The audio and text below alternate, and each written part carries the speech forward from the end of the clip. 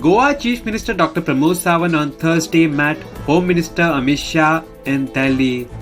Goa CM Dr. Pramod Sawant discussed about mining and other matters related to various developmental projects. Goa CM Dr. Pramod Sawant took to social media on Thursday and said the following. Called on Honorable Union Home Minister Shri AMIT Shah ji today in New Delhi, discussed about mining and other matters related to various developmental projects. Also briefed him on Zilla Panchayat and upcoming municipal polls in Goa.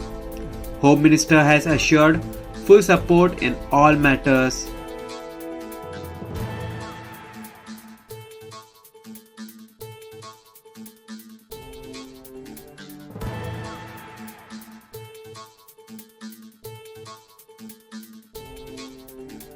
Subscribe to Goa First News and Entertainment channel and click on the bell icon and never miss any update.